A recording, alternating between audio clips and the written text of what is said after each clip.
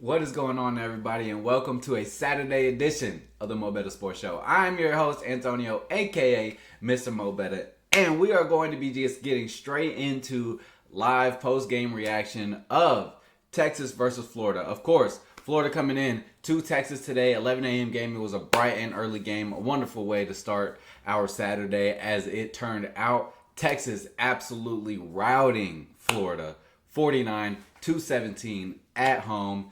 And quite frankly, that's what I expected to happen. This is the type of game that we wanted to see Texas have. This is the type of game we wanted to see the offense have. The defense continuing to just stack games on top of games of just being flat out elite, flat out dominant. Gave up a couple of late touchdowns in the second half. Held Florida to 0 points. Goose egg in the first half. Right, I think we went into the half. It was 35-0. Game ends up being 49-17. So, yeah, it was just an all-around dominant performance. I thought Quinn looked great today. He made excellent reads. The play calling, Sark was dialing shit up. We're seeing some really complex play design. We are seeing a bunch of different inside, outside plays. I felt like Sark was very balanced in the run and pass game. I believe Quinn ended the game something like 27 of 33 for like 300 yards and 3 touchdowns, something like that. Something ridiculous. 5 touchdowns, I'm sorry. He had 5 touchdowns in the first half. So for all you Quinn haters out there that are like, oh my God, we need to arch, hit the red button, panic. Brother, this was the same defense that just forced Carson Beck to turn the ball over 3 times, held him to less than 50% passing completion, all these things, you know what I'm saying? And Quinn just went out there and obliterated him to the point that he didn't even have to play in the second half. We saw Arch Manning the entirety of the second half. So yeah, I thought a lot of questions were answered. We had a lot less penalties. I would say a lot less penalties than we're accustomed to. However, Cam Williams, good freaking Lord, brother. I mean, you got to get shit together. You are the biggest impediment. Cam Williams is the biggest impediment to the success of the offense so far. It feels like every single time we have a big play on offense, we have to hold our breath and hope that Cam Williams has not had a holding call or something. One of the offensive linemen. Typically being Cam Williams. Usually he's I feel like he's the perpetrator of a lot of pre-snap penalties. Today had a couple holds. Got to get him cleaned up, man. At the end of the day, penalties in the long run are our biggest enemy. So we are our biggest enemies. We are our biggest drive killers. But overall, not going to harp too much on that little stuff because overall we had a fantastic game. Trey Wisner and Jaden Blue. Man, can you say enough about both of them? In the pass game and the run game, they absolutely showed up and showed the fuck out. Jared Gibson. I said Jaden Gibson. Jared Gibson had a really good second half. He played predominantly in the second half. He may have been the only running back in the second half, to be honest with you. Outside of number 27, I can't remember what his name is, and I feel so terrible, but, you know, it is what it is. The running game was really, really effective. Pass game was very, very effective. Florida's defense was not good. They showed up in spurts. This is a team whose defense is very young. The whole team is just very young, right? And then not only that, but you combine that with they're down there starting two quarterbacks in DJ Lagway and Graham Mertz. They're down to their third string redshirt freshman transfer from Yale, who I'm sure has had absolutely 0 reps outside of this week with the first team offense. So, you know, it wasn't really, I wasn't expecting their passing game to do much. I really wasn't expecting their offense to do much in general. I would say the one glaring takeaway from the game was the susceptibility of our run defense. Florida carried the ball something like 40 times for over 200 yards. They had over almost 5 yards, I believe, per carry. So that is something that is a little bit alarming. I think that the run game has got to get shored up. The run fits have got to be a little bit better. But other than that, I mean, the defense played outstanding. As a matter of fact, let's just go ahead. I'm going to go ahead and bring it up really quickly. Give me 1 second here. Let me do this. We're going to go here. Okay, boom. Let me minimize myself so we can kind of take a look at this here. Take a look at some of these stats, right? Hold on, let me get myself up out of here. I'm kind of in the way. We'll just go up here. We'll just go up top. Go up top here. Okay, so as you can see here, let's go to individual statistics because I kind of want to talk about the individuals. Okay, Quinn, 19 of 27, 333 yards, passing, 5 touchdowns, had a 50-yard long. I believe that was to Quintravion Wisner, if I'm not mistaken. Yeah, Quintravion Wisner did not have a great game on the ground. 4 carries for 7 yards. However, he had 3 receptions for 60 yards. Jaden Blue, 3 receptions for 60 yards. Matthew Golden, it was great seeing Matthew Golden finally get involved in the pass game. 3 receptions, 64 yards, and 2 touchdowns. Like I said, and I've said this a couple of times, Matthew Golden is such an explosive player. He's somebody that I definitely love seeing incorporated into the offense down the stretch of the season. He needs to get more touches in the game. 3 receptions, in my opinion, is not enough. However, when you have a plethora of receivers in the way we do, it's kind of like you have a spoil of riches, right? Like you can just pick a player to get the ball in space to, and they're gonna go make plays, right? Look at our rushing attack, man. Jarrett Gibson, 16 attempts for 103 yards, averaging 6 yards a carry. Jaden Blue, 5 for 60, averaging 12. Isaiah Bond had obviously the one reverse, which he almost broke away and scored a touchdown. It looks excellent all across the board on offense. We got so many players touching the ball. We got 1, 2, 3, 4, 5, 6, 7, 8, 9, 10 people, 10 different receivers touching the ball. DeAndre Moore, for as great as we've been talking about DeAndre Moore, and as good as he's done so well, the receiving room has looked so good to this point that Jonte Cook had to split from the program. Literally had to decide, okay, I'm not going to make it here. I got to walk away from the program. Jonte Cook left the program because of how good the receivers have been. DeAndre Moore drops 2 massive gains. 1 for a touchdown. 1 that could have been a touchdown. At the very least, a 40 to 50-yard bomb. He only had 2 receptions for 22 yards. He could have had 4 receptions for over 100 and a touchdown. DeAndre Moore made, you got to make those plays. It's an off game, but we can't afford to have those off games, especially at this point in the season, in my opinion. Other than that, I thought the entirety of the offense was clicking on all cylinders. Everyone looked really good. I know that Jared Gibson here has the most rushing attempts and also the most yards gained, but I thought Jaden Blue was by far and away the most outstanding player in the game, in my opinion. Not only his ability to run out of the backfield and make people miss, but just the added dynamic and the added dimension for the offense of being able to get Jaden Blue in space as a receiver. I can't tell you the number of Texas routes that have been caught by Jaden Blue out of the backfield, or angle route, whatever you want to call them. You know, the sharp upfield angle. You know what a Texas route looks like. If you don't know, just go ahead and look it up. I'm not going to demonstrate. But Jaden Blue, the angle routes, just the ability to catch out of the backfield is instrumental to this offense, especially with the way that Steve Sarkisian loves to open the run game up through passing to the outside. He gets his running backs involved in the short pass game so often, and it gives us the ability to take shots downfield. I thought we did a great job of that today. And I thought that while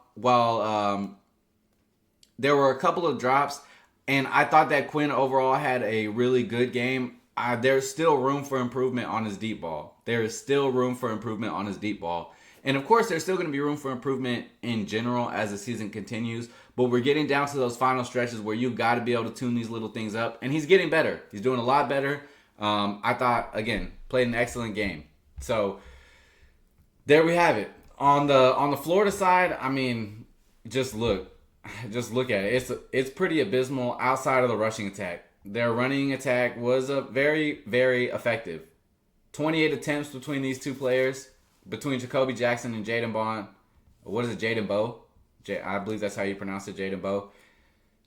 38 attempts for 200 yards. You know what I'm saying? A 6.1 and a 4.6 yard average, that's not good. Coming out to a 4.8 yard average overall. On 40 attempts, to have a 5-yard average is ridiculous, in my opinion. That's something that we've absolutely got to get shored up on the defensive side of the ball. Their top receiver, Shamir Dike, I think that was pretty much to be expected. He is their biggest playmaker. He has been for pretty much the entire season. Aiden Mizell didn't really get involved. I thought he was going to be a little bit bigger factor in the game. Just wasn't able to get him involved. Of course, again, you're running with your third string redshirt true freshman quarterback who just transferred in. He did what they did what was expected, right? So defense though. Defense played lights out. Anthony Hill, again, leading the pack in tackles. Andrew Makuba had a great game. I believe he had an interception. Anthony Smith, man, I think the first or second play that I even saw Anthony Smith in the game, he had an interception. Beautiful. 2 interceptions on the day. I believe we also had a forced fumble. Trey Moore had another outstanding game. Again, he does not show up very often in the stat sheet. He does not show up very often with sacks and things of the sort, but he is definitely a playmaker. He's got a fumble recovery. He had a fumble recovery in the game. He had a sack in the game. Four total tackles. Okay. Had a couple tackles for loss. Had an excellent game overall. I thought the secondary played very well. We had some spots. We had a couple of times where we blew coverage, and they were able to. The Florida was able to pick up some big yardage, but for the most part, man, I mean, at this point, I don't think there's any denying that Texas probably has the absolute best defense in the entire country, and they show up week in and week out, no matter who we play. Kobe Black getting a lot more playing time. Good to see. Jelani McDonald continues to show up. He is a extremely bright spot in that safety room. When Andrew Makuba and Jade Barron are out, Michael Taff is gone. When those guys are gone, I think we're going to be in good hands. Jelani McDonald shows up and shows out every single week. Xavier Filsaime got some playing time. It's good to see some young guys get some really good playing time. We had Filsaime, Jordan Johnson-Rubel got in there. Sadir Mitchell, who everybody up at this point was saying that Sadir Mitchell was like not going to get any playing time and basically was on his way out the door. Got himself a snap or so in there. Got some effective plays. 2 tackles. Great. Ethan Burke. And everybody, really, look at how much playing time everybody got. It's kind of crazy. Alex January got in there. Aaron Bryant got in there. Wardell Mack. Justice Finkley, Jermaine Lole. So many people played. In this game. These are the kind of games we need. Get them experience to give our, the depth chart some positive game reps.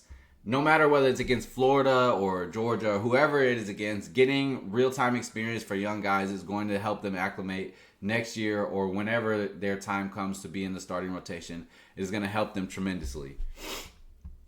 So, yeah, man, I feel like there's not really too much to say. We pretty much dominated them in all phases of the game. 23 first downs. We had more net rushing yards, 210 to their 197. We had better average yards per attempt. More passing yards, significantly more. Obviously, Quinn was on freaking fire. Quinn was delivering, man. Beautiful. Played wonderfully, stepped up in the pocket really well. I love seeing what I saw from Quinn today. We need to continue to build on that for sure. Over 550 yards of total offense, averaging over 8 yards a play. Guys, this is the team that literally took Georgia down to the wire damn near last week. And granted, Florida's team is beat up after that Georgia game. I get it. We're coming up off of a bye week. We should be healthy. We should be ready to play. This is the type of the game that we wanted to have and we should have. But That's a good thing that we did have what we expected. We had the game we expected, and really, we had an even better game than anticipated. I think the spread on this Texas game was 19 points. We beat them by what? 32? Come on, man. A great overall team win. A great overall team win. I would say, though, the biggest things that we've got to get under control, penalties. Penalties continue to affect us. 7 of them today. 7 for 70 yards. That's not good. We've got to get that under control. Special teams was not great. Bert Auburn only had 2 attempts. He missed one really bad from like 51, 52 yards out.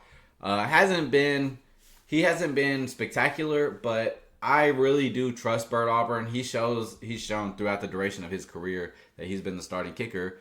He's shown that he comes clutch in clutch moments when we need him. So, not too much to say about that. Overall, again, dominated the game. Had the game that I thought that we were going to have. With the surprise of the day, Miami loses to Georgia Tech 28-23. So the number 4 team is now out of the game, out of the playoff, or not out of the playoff discussion, but at least out of the top 5 discussion.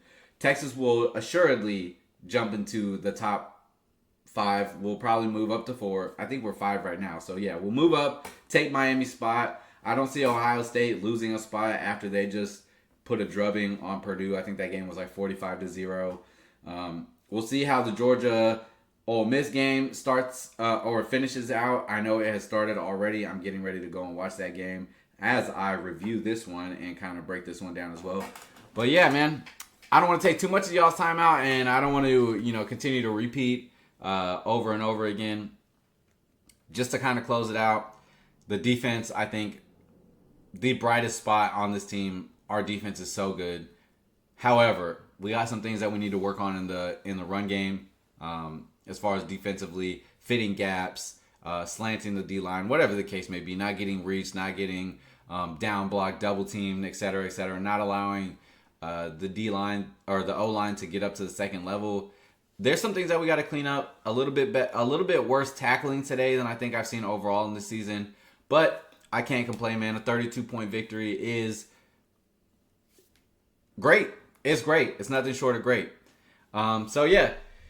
That's going to do it for me, guys. We, of course, are going to have Arkansas.